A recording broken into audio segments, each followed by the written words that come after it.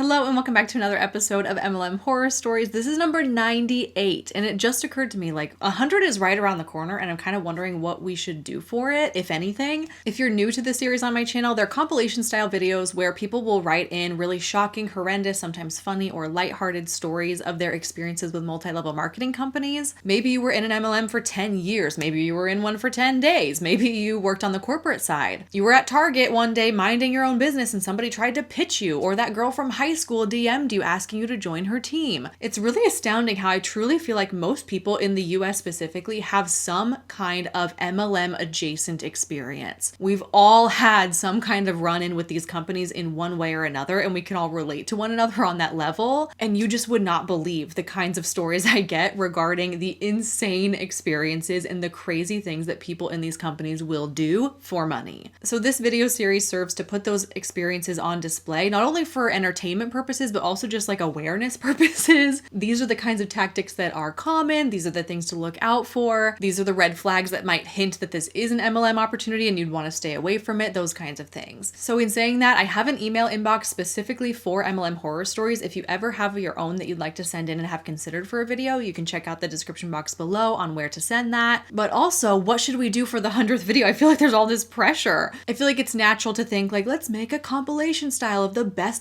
like the top 10 stories or whatever, which I totally could do if people are into seeing that. What I could do is just like take the sections from all the different videos and smash them into one compilation of like the best of the best. But what I would need in that case is feedback on what you thought was a really, really great story that deserves to be in that kind of a compilation. So if you have any suggestions, leave them in the comments down below. Just giving me like a video number, like which episode of Horror Stories you remember this crazy story happening in would be very helpful, because of course I have my favorite stories, but I want to know what the crowd favorites are if we go that direction. But I also feel like some people find those kind of boring. Like, we've heard it before, give us something new. And I totally get that as well. So I'm still playing around with ideas of what to do, but if you have any really great suggestions, leave them in the comments below. I'll definitely consider them. You let me know. I'm totally open to suggestions. I've got some really great stories picked out for you for today's video, but before we do that, you get to listen to me rave about Typology once again. You know I love to do that. This month is actually my Typology anniversary. I've been exclusively using Typology skincare for the past year, and I'm here to report that my skin has never felt better. I've never had a good skincare routine before, and I finally feel like I have nailed it down, and I'm thrilled about that, which is why I'm also thrilled that Typology is sponsoring today's video. Typology is a French-made skincare brand that aims to only keep the essential ingredients in their products. Their formulas are short, minimalist, they're vegan, they're cruelty-free, and they're made with over 80% ingredients of natural origin. This time last summer, I embarked on a skincare journey to actually start taking care of my skin for once. I took the quiz on the Typology website identifying my skin type and my skin concerns, and they built me out a customized skincare routine that I've been loving for the past year. It's just a few products that I've been really consistent about using every night before bed, and I've repurchased these products multiple times. I love them so much. But lately I've also been doing kind of like a daytime summer glow skincare routine as well. I take a little bit of the 9-ingredient moisturizer and I mix it with the bronzing drops. These drops are formulated with vitamin E and apricot extract that gives a sun-kissed glow effect to your skin without UV exposure. I'll apply this all over my face just like I do with a normal moisturizer, but it gives a warm glow effect to it. And then I take a couple of the glow drops, and these are made with vitamin C, and I place these on the high points of my face like a highlighter. It's skincare, but it has that reflective highlighter effect to it. It's so pretty. And then I'll finish it off with the lip oil. This is the shade Sheer Honey, and it's made with vitamin E, squalane, and jojoba oil, so it's ultra hydrating but not sticky at all. I do wear mascara most days, but other than that, I'm not really bothering with makeup, which is why I love that Typology offers tinted skincare products, because it feels like skincare. It goes on like skincare, but also it's tinted, so it helps you feel a little bit more put together without the need for makeup. To get started with your new summer skincare routine, you can head to the link in the description box below, and if you shop over $40 on the site with that link in the next week, then Typology is going to send you an Even-Complexion Serum for free. There's a reason that I've been using Typology exclusively for the past year, not only for my skincare, but also as a replacement to most of my makeup as well. I truly love it, and I'm confident you will too. Thanks again, Typology, for sponsoring today's video. Now let's get into these stories. This story, the subject line really caught my eye. It said, MLM horror story, 1 MLM hun, 3 encounters, 3 different states. I don't know how this is possible, but let's find out. Hi Hannah, I've been binging your MLM horror stories, and wow, it unearthed a long repressed memory of a Mary Kay rep who somehow found me in 3 different states over the course of a few years. It all started my senior year of college. I was going to school 1 state over from home, and my close friend invited me to a girls' night. She said that she'd won a makeover party and planned for us to hit the bars afterwards. I'd never had my makeup professionally done before, and I was excited. I'd always done my own, even for special events, thanks to being a broke college student. So this felt indulgent. I even brought my own false lashes, hoping that someone might teach me how to put them on. I should have known things were off when we pulled up to a random old VFW in the middle of nowhere, but it's not that weird in the Midwest. If you have an understanding of the military, you know what a VFW is, but I didn't before I became a military spouse, so let me explain for anyone who is not familiar. VFW stands for Veterans of Foreign Wars, and they have these like outpost buildings all across the country. And in my experience, to the few that I've been to, they're like little exclusive clubs, particularly with bars inside. So the VFW will host like Taco Tuesdays or bingo nights, and they sell cheap drinks or whatever, but you can only get in if you are an active military service member or if you've served in a foreign war. You have to present valid ID at the door, or they have to know who you are or something. And I don't know if this is true for all VFW buildings all across the country, but my impression based on the few that I've been to in several different states, they all kind of give the same vibe of like a dive bar, dimly lit, perhaps a bit dated with the furniture. It's not uncommon for people to just be openly smoking cigarettes or cigars. They typically serve very cheap alcohol. So that's the vibe. That's the vibe we're getting at. So as I said, I've only been to a few different locations, but the impression I got would not be fitting for something like a Mary Kay makeover party. You said I should have known things were off when we pulled up to the VFW, and I understand what you mean by that. It's a very strange location to be hosting some kind of beauty event. Let's just say that. Inside, at least 20 women. What was supposed to be me and a few friends getting glammed up was now some kind of strange makeup seminar with mostly strangers. We were all seated at long tables, each with a few mirrors and disposable makeup applicators. Not exactly the luxury makeover I had in mind. Then in walks Shirley and her suitcase full of Mary Kay. She launches into a speech about how Mary Kay makeup is natural and good for your skin, and then casually announces that we will be removing our, quote, pore clogging foundation to try this miracle mineral foundation. Cue my panic. I have sensitive acne prone skin, and no way was that light powder gonna cover anything. I told her that I would rather just try the eye makeup, but she kept pushing. Her foundation was non-comedogenic. What could possibly be the issue? Let your skin breathe, she said. Next thing I know, this woman is wiping off my foundation for me. I'm mortified. My skin is now bare and angry in front of a room full of strangers. She holds up the makeup wipe like it's Exhibit A in a criminal trial. See how heavy that liquid foundation is? It's shocking, right? And feeling defensive and embarrassed, I just stared her down and said, it's not shocking. I put it on that way for a reason. She tried to claim that my foundation was the reason for my acne. Meanwhile, she starts buffing the mineral foundation with the coverage of a fairy fart into my already irritated face, and I'm resisting the urge to scream. Then she pulls out bronzer beads, basically glittery brown balls, you know, in case anyone ever wanted expensive bronzer that could spill out of the container and roll under your furniture, never to be seen again. She insists on applying it to my now inflamed, uncamouflaged, acne-covered skin. So now I look like a disco ball with cystic acne.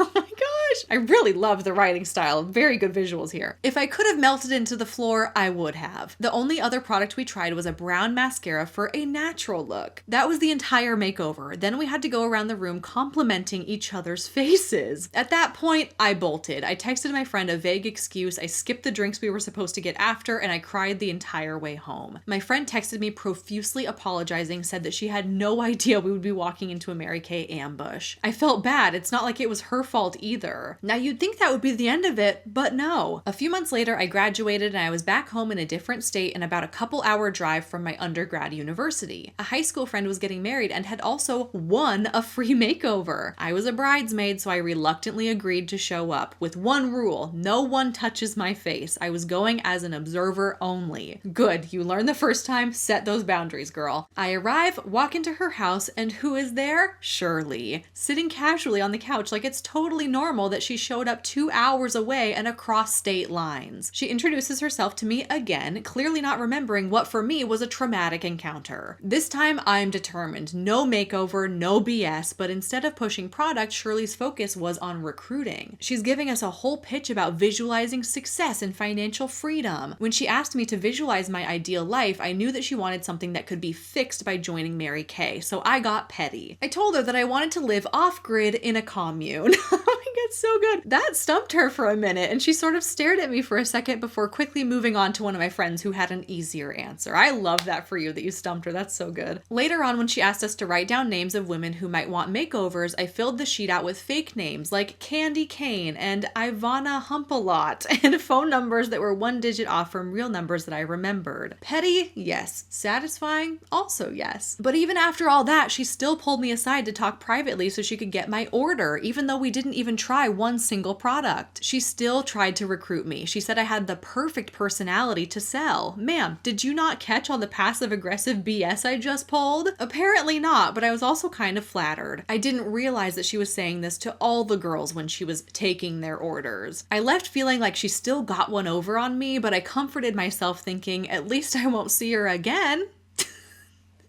But I was wrong.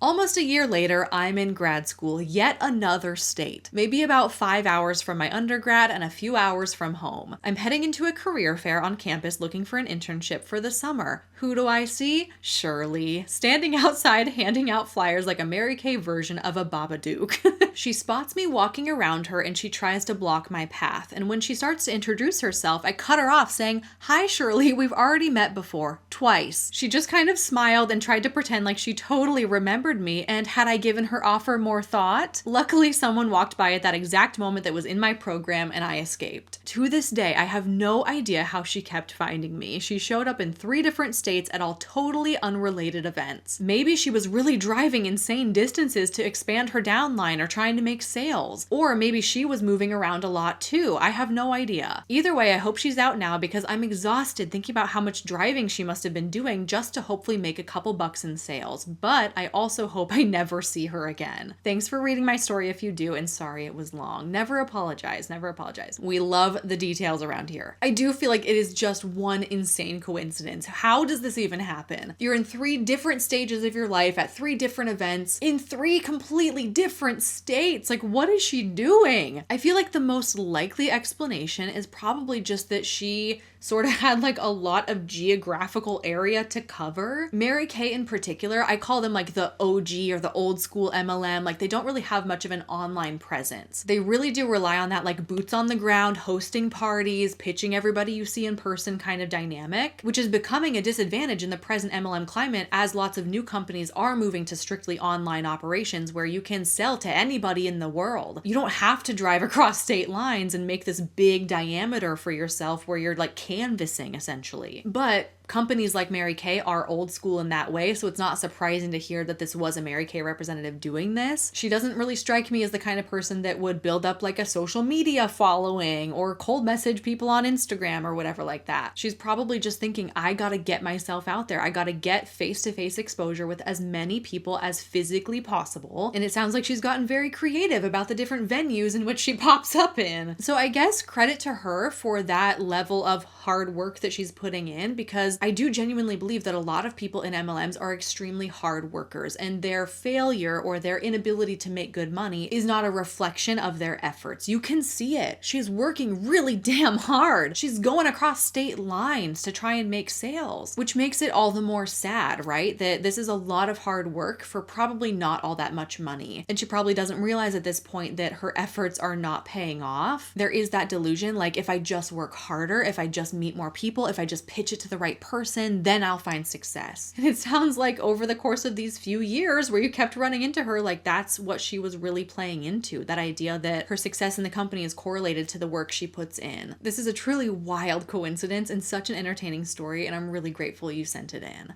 This story says, "Hi Hannah, ever since I started watching your channel a little over a year ago, I've been on high alert for MLMs. Little did I know one would show up at my door, literally. Since this is a surprise for the expecting parents, I in no way blame them, and I would like to keep everyone in this story anonymous, including myself, please. I received an invite in the mail to a baby shower for an expecting mom and dad who are very close in my life. The invite included 3 slips of paper, one being the standard invite with information, the second being a diaper raffle slip, and the third was for a secret book shower. Before I read it, my brain went to, oh, this must be a new baby shower game, something like you bring a book that you loved as a kid and the mom-to-be guesses or something like that. Cute, right? But then I read it. It says, a secret book shower. You can never have enough books for little ones. We're hosting a secret paper pie book shower. With each book purchased from this website, they will earn points towards free books. Simply place your order from the party site by this date and the expecting mom will receive free books. If I didn't know anything about MLMs, I would have never thought to look up paper pie. Sure enough, when I scanned the QR code for the party page, it took me to the website with the MLM affiliate's name right on top. Honestly, the more I read this, the more irritated I became. By the slip saying secret, this leads me to believe that the parents-to-be didn't ask for this, and yet it's being sent out in their baby shower invites for all guests to see. For every purchase of a book, this MLM affiliate is getting a kickback. I know you say that sometimes it gets to the point where people in MLM start to view every situation as a way to sell, and this truly feels like that's the case. Without knowing, it seems like a sweet thing. Who wouldn't want to buy baby books? But this affiliate took this as an opportunity to benefit themselves. If you really wanted to make sure the baby has lots of books, then ask for guests to sign a book instead of bringing cards or a different book game. It's so selfish to tie this to the MLM. I 100% agree. It does not have to be connected in any way, shape, or form. You can still accomplish the goal of the new child receiving books without inserting yourself and also benefiting from it. I know the expecting parents in this story are such kind-hearted, down-to-earth people that they won't think twice about it and they will appreciate the books. But this affiliate should still be honest with them about the situation. I would personally feel very uncomfortable by this. Feels like this affiliate is using their new baby as just a way to make money. Also, I'm thinking, what are the chances that after baby comes, they will pitch to join the MLM to the new mom? The thought breaks my heart. All in all, I'm shocked, and needless to say, will not be buying a book from this MLM, but instead picking one that I know will be more personal for the parents. Thank you for your insightful and captivating content. Really enjoying watching your videos. Thank you. I think your assessment of this MLM rep inserting herself into a place she doesn't belong is spot on. The most common setting that I've seen this dynamic play out in is fundraisers. Like your kid's school is having a fundraiser, or maybe your church, or maybe there is some kind of like disaster relief fund in your area for some kind of tragic event. And it seems to be a phenomenon that people in MLMs will like glom onto these opportunities because they have something to sell, and they view the situation as like, okay, there's already all these people who are looking to contribute and looking to help, or in this case, looking to bring a gift at the baby shower, and they use it to their advantage by sending out their MLM product link so that when people purchase this thing, the unsuspecting contributor thinks they're just contributing to a good cause, or they're just buying a gift or something like that. But what they don't know is that they are also contributing to this individual MLM rep's success or commission. I'm not super familiar with the company Paper Pie. All I really know is that they used to be Usborne Books, and then they rebranded and changed their name recently within the past couple of years, I think. To be honest, I have not looked deep into their compensation plan or kind of how people achieve and maintain ranks, but knowing what I know about MLMs and how they're pretty much similar all across the board, I would guess that there are some kind of monthly requirement, whether that is a purchase requirement or a sales requirement or a team volume quota of like a certain dollar amount that you have to hit every month in order to climb in the ranks, earn higher commissions, see more success, get more bonuses, that kind of thing. So another piece here is, yes, this Paper Pie representative is probably getting a cut of the commission on the sale of these books for the baby shower, but also she might be collecting points or sales numbers that kind of go towards this quota volume to fulfill these larger goals in her company. And even the way that this is phrased in that little slip of paper that they included in the invite, it's saying that with every book purchased through this representative's link, that they're going to earn some kind of points to go towards free books. And then it says, place your order from the site and they are going to receive free books. I feel like the attendees at the baby shower would assume that they are purchasing a book and then that book is going to get delivered to the mom-to-be. But the way this is worded almost gives me the impression that like, buy books through my link and then I'm going to accumulate these points that go towards towards free books, and then I'm going to use those points to get free books for the mom-to-be. Maybe I'm reading too much into this or I'm misinterpreting it completely, but something about it, I'm just kind of like, I'm not entirely sure that the mom-to-be is going to get the books that you actually ordered. And now that I'm really analyzing it, it's almost like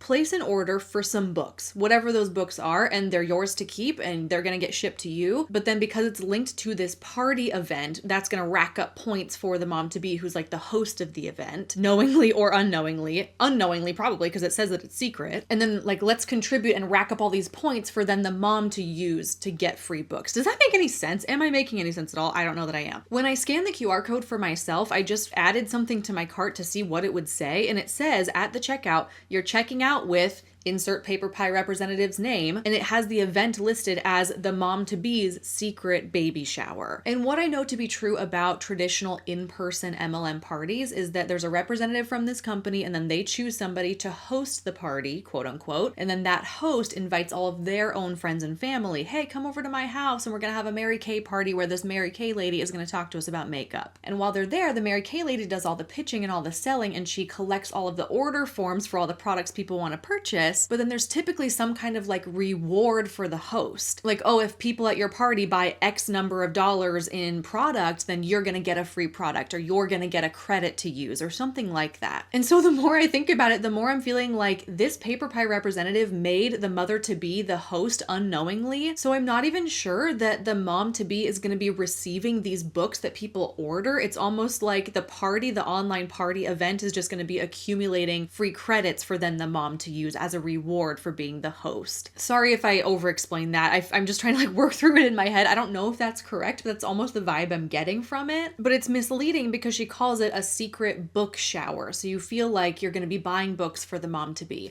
which again ties this back into the fact that like, why does paper pie even need to be in this at all? If you want to gift the expectant mother books at her baby shower, just buy her a book and bring it to the baby shower. Like, we don't have to go through all these hoops of like place an order and accumulate credits, and then she gets the credits and then she uses the credits, and like, it doesn't have to be a thing, but it is because this person has an ulterior motive. And that's really the root of the issue here. It speaks to the fact that people in MLMs view everything in their life as an opportunity to benefit themselves. They insert themselves into situations they don't belong. They're doing things that are abnormal and you wouldn't expect people to do, because in the back of their mind, they're always working towards the next goal. They're always working towards commissions. They're looking for an opportunity everywhere they go to further themselves in their MLM business. And I think the most compelling part of this story is the fact that it specifies it's a secret book shower. Like, I think it's really fair to say that the mom-to-be probably has no idea this is happening. And it does make you wonder, if she did know it was happening, would she allow it? Would she endorse it? Would she be okay with it? Or would she be made uncomfortable by it? My guess is probably uncomfortable by it, which is why they're kind of doing it behind her back. It's a good example of somebody looking outwardly like they're doing something generous and thoughtful for somebody else, but the only reason they're doing it is for their own benefit. It's really gross and it's icky, but also not entirely unsurprising when it comes to somebody in an MLM.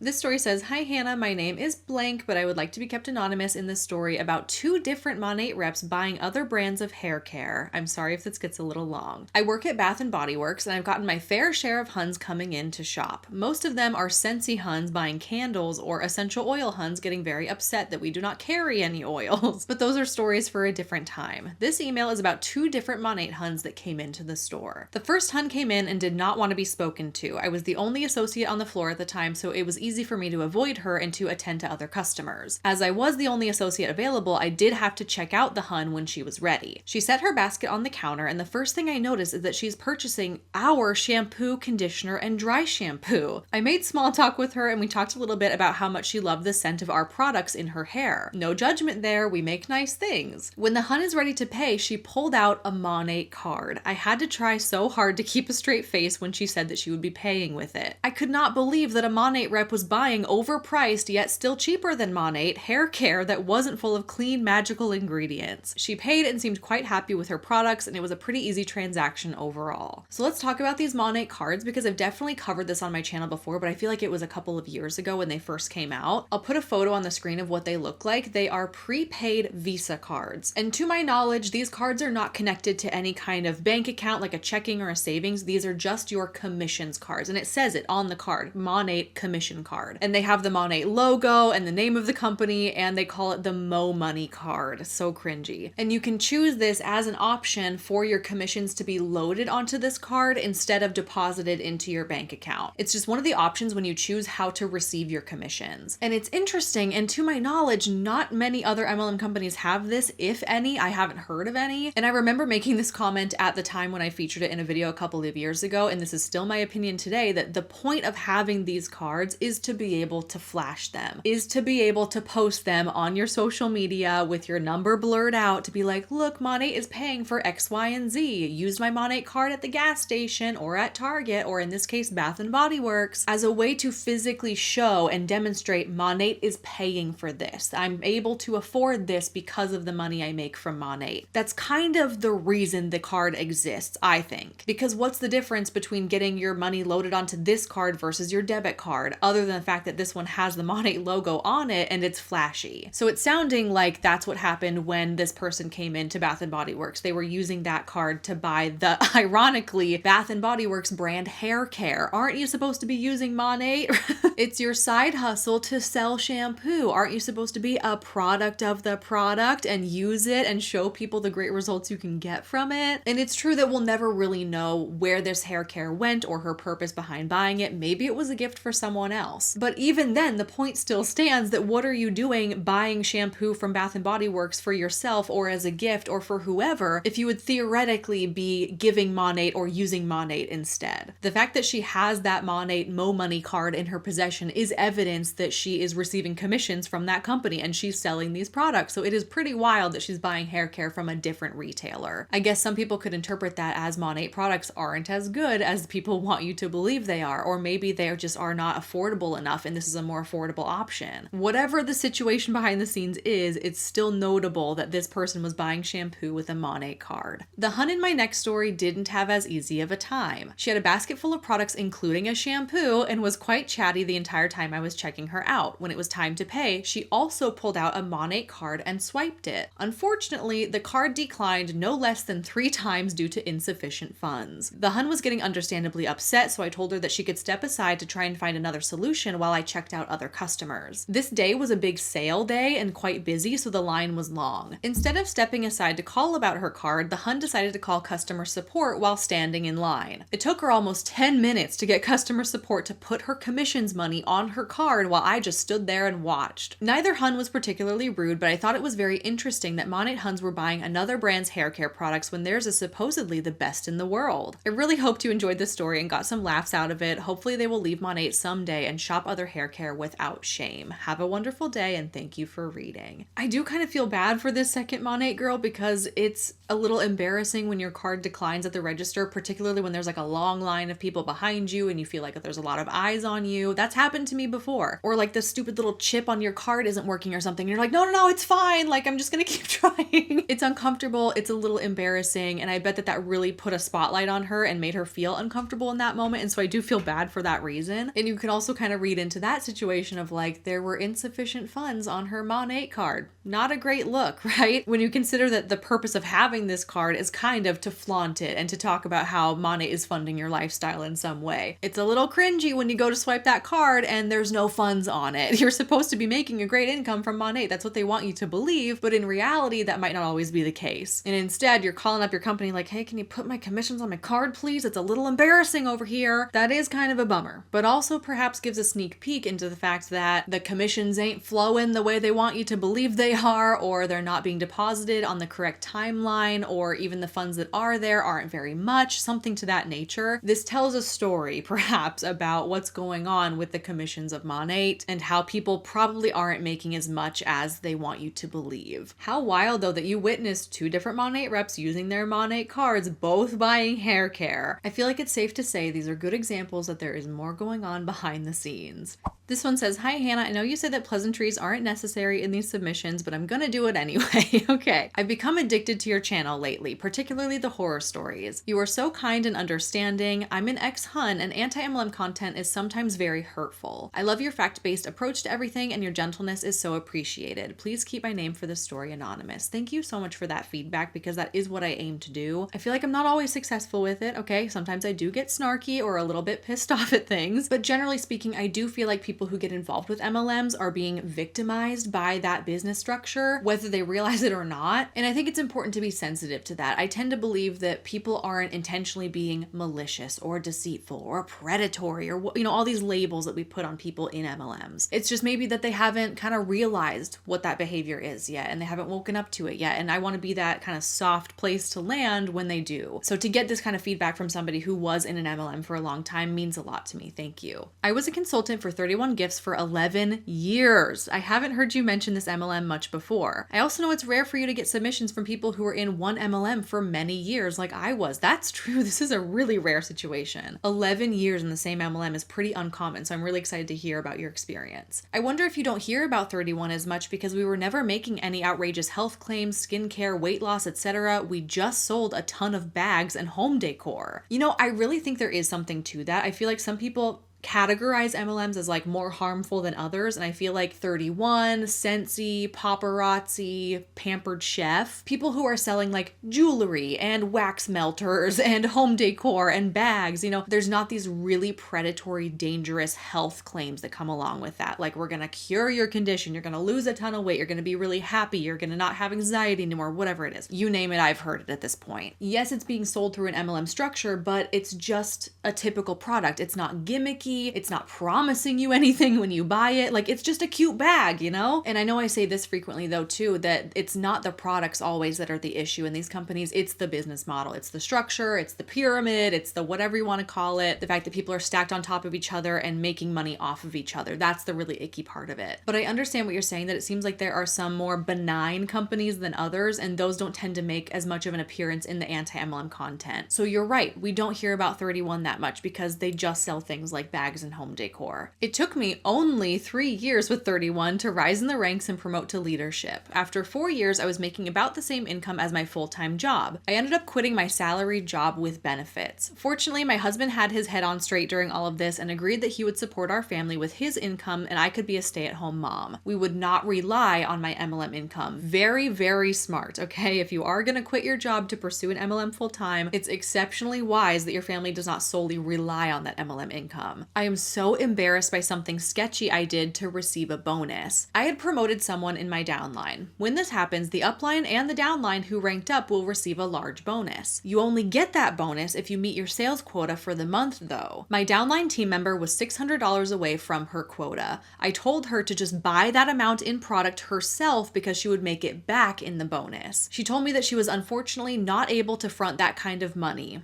I then offered her my credit card to buy that amount of product so that we wouldn't miss out on our bonuses. I knew this was all kinds of wrong, but I did it anyway out of greed. We both got our bonuses and she paid me back. I tell this story to show that these quotas cause consultants to buy tons of product to meet them, bringing in money for the company. This is absolutely why MLMs work and you would want to build a huge team. The consultants are the greatest of all customers. I love to have some firsthand confirmation of this kind of thing happening. I know that some companies will call this bonus buying or rank buying, which is exactly that. Like, I have to meet this goal if I want to receive this bonus, but I can't meet this goal without spending my own money. So in a way, you're buying your own bonus. It's not a genuine transaction. Some companies do have measures in place to prevent this kind of thing, but others do not. And others kind of let this loophole exist, which, as you said, is kind of how MLMs stay afloat because the consultants are also the customers. The company is making a lot of sales, not to end consumers, but to their own representatives who are supposed to be selling the product. It's a very flawed structure that enables people spending more money than they make back. In 2020, the company changed the pay structure, making it devastating for the highest ranking leaders. I heard that some of them had to move out of their mansions because they couldn't afford the mortgage anymore. I started to wonder, why would you buy a house based on your pay in an MLM? That's a great question. But they do because it's a status symbol of how well they're doing in the company, right? This pay decrease was a huge red flag to where the company was going. Our CEO sold the company to help improve our rapid decline. All of this was done while staying positive. We're gonna be better than ever. We called being in 31 the pink bubble.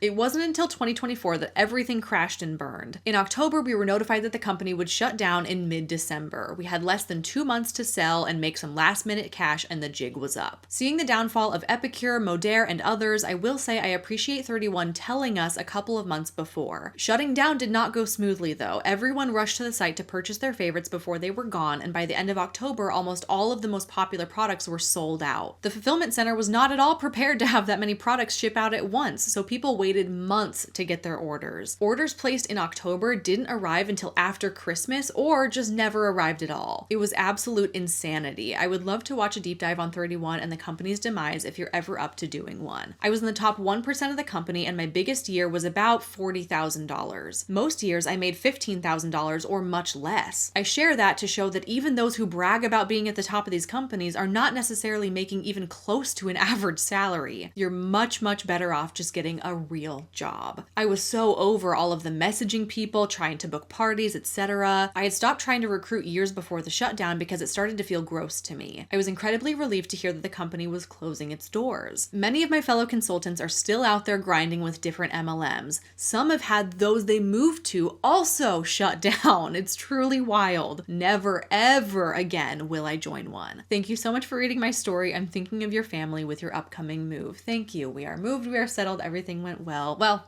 not super well, but that's beside the point. We're good now, and that's what matters. I really commend your honesty and your transparency in your story. It's hard to write these things out. Like, I did this shady thing to get this bonus. I wasn't really making that much money, even though I was in the top 1%. I was kind of relieved when I heard that the company was closing. This feels like a behind the scenes sneak peek into what's really going on, because a lot of people currently active in MLMs would never admit these things. They might be true for people, but you're never gonna see them saying that publicly, like, oh, I'm actually not making that much money, or this is a lot of work and I'm kind of over messaging people, but I'm still grinding along. Those kinds of things are really uncomfortable to admit. So I think it's impressive that you are, and you're doing it for the benefit of other people being able to understand what's really going on behind the scenes. It's one thing for me to sit here and to speculate and to try and explain that this is what likely is going on. It's another thing to have somebody who experienced it firsthand confirm, yep, that's what's going on. I'm also extremely relieved to hear that after 31 closed for you, you did not jump to another MLM. That's something I try to make really clear too. Like, going to another MLM is not the solution, even though it can feel like the solution or feel like the most comfortable path to go down, because that's what you know and that's what you're used to doing. But it sounds like some people you used to work with in 31 have gotten burned again by a different MLM who is shut down. They're shutting down all over the place, you guys. It's truly wild. It is such a volatile environment out there. It is a sketchy position to be in if you're in an MLM right now. I'm afraid to tell you. Prepare for the worst, because these things are collapsing faster than we can keep up, and understand that going to another company is not the correct solution. So I'm really, really happy that that was not your solution and that you are done with MLMs forever. I'm so appreciative for you taking the time to write in your story. This is a very meaningful and impactful one for people to hear, and I'm wishing you all the best in your non-MLM endeavors.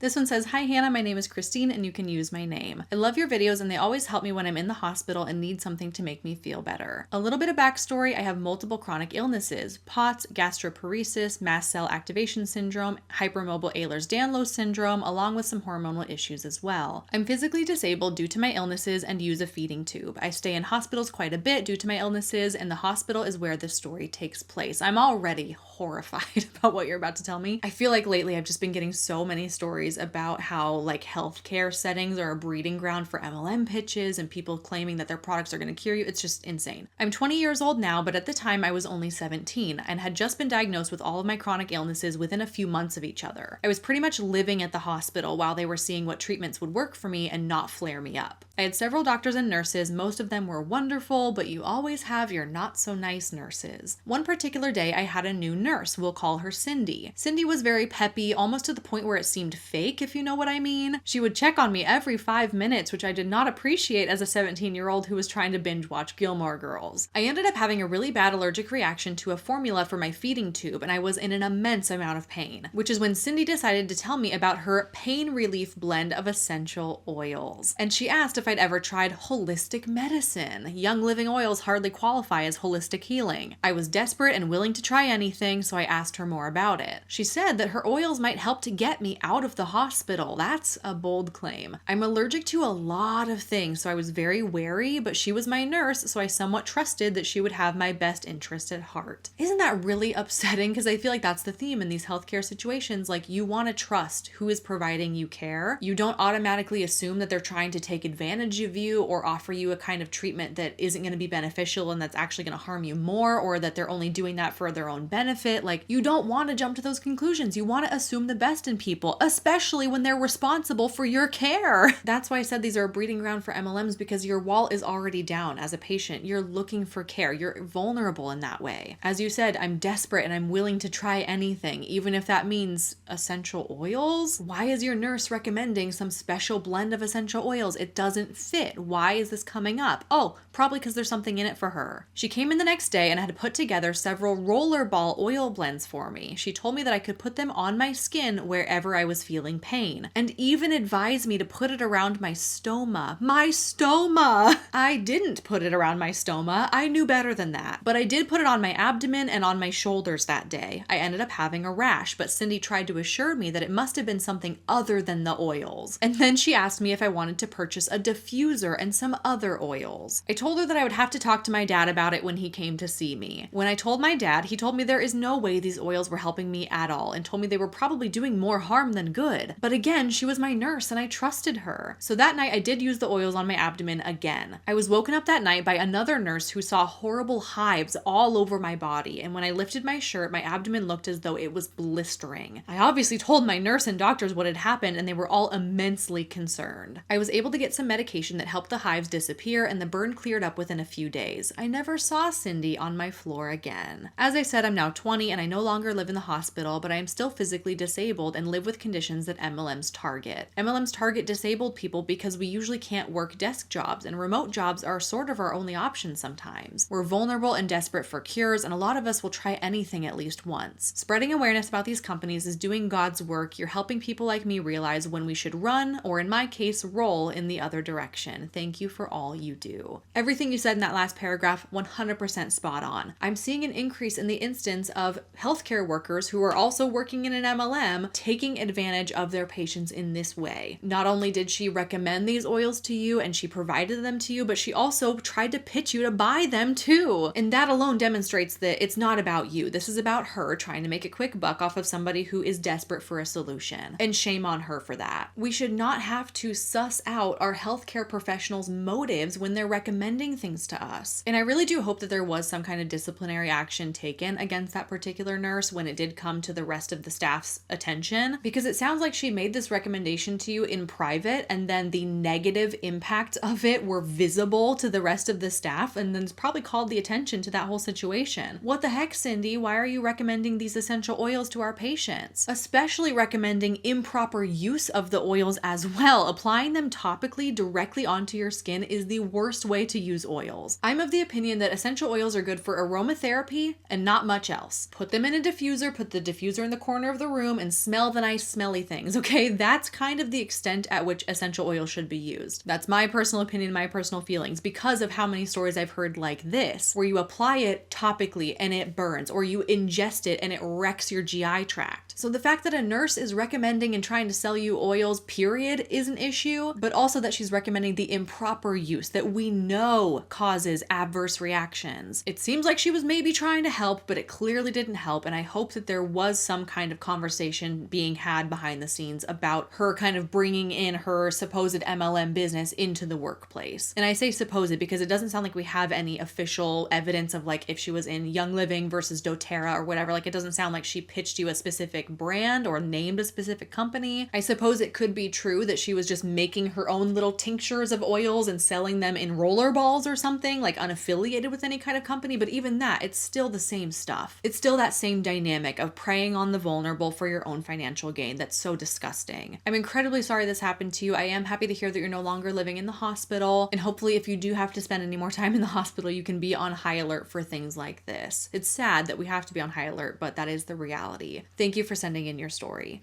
And that, my friends, concludes another episode of MLM Horror Stories. Up next is 99 and then 100. So I'm already starting to prepare for it. Again, if you have any suggestions on what you feel like we should do to celebrate 100 episodes, let me know in the comments down below. Thank you so much for watching. I really appreciate you, and I'll I'll see you in my next one real soon.